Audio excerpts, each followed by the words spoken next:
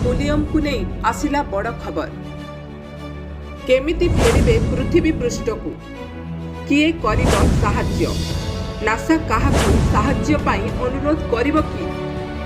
महाकाश को जीवाकू आम समस्तंक मनरे निश्चित जिज्ञासा रहिथिबो, किंतु महाकाश को जीवा पाई अनेक प्रशिक्षण और उच्च शिक्षार आवश्यक हुए।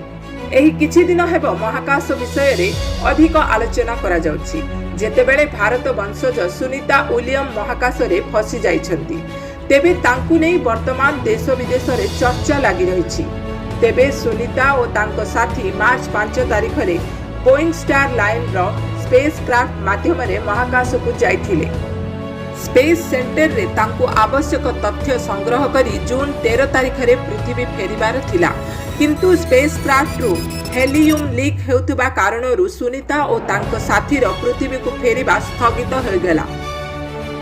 कौनसी माध्यम रे लीक हेउतबा जागा को बंद करा जिबा पाई अनेक प्रयास करा जाउछि, किंतु कौनसी सुफल मिलुनी कि सुनीता पृथ्वी को फेरिबा बाट खोजी पाउनी नासा।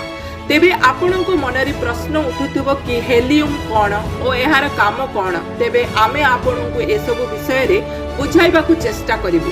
स्पेस सेंटर को जीवा पूर्वरु स्पेस क्राफ्ट रे हीलियम गैस भरा जाए, जहा कि क्राफ्ट पाई फ्यूल भली काम करथाय। तेबे आपण माने जानिथिबे महाकाश रे वायु नथिबा कारणरू प्रत्येक वस्तु भासिबा अवस्था रे रही थांती। भासमय अवस्था रे दिग परिवर्तन करिबा निश्चित भावे कठिन विषय। तेनु स्पेस क्राफ्ट रे हीलियम थस्टर माध्यम रे गैस छाड़ी थाए। स्पेस क्राफ्ट रे पाखापाखी 8 रु 10 टी थस्टर रही थाए। एही थस्टर रो काम हैला दिग परिवर्तन करिबा। जेउ दिग को जीवाकू थिले तार अपोजिट पार्श्वर थस्टर मध्य दे हीलियम गैस छड़ा जाई थाए। गोटिए प्रकार कहिबाकू गले एहा स्पेस क्राफ्ट रो स्टीयरिंग भली काम करथाय।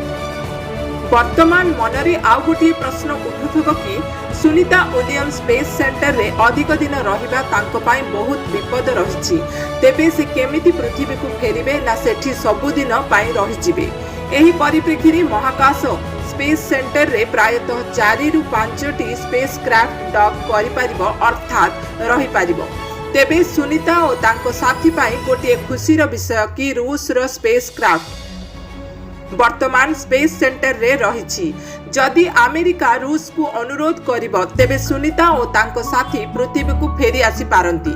तेबे देखिबाकू बाकी रहिला केबे सुनीता पृथ्वी पृष्ठ को फेरुचंती, ना सबुदिन पाई स्पेस सेंटर रे रहि जिबे। Bureau report, GPT TV live.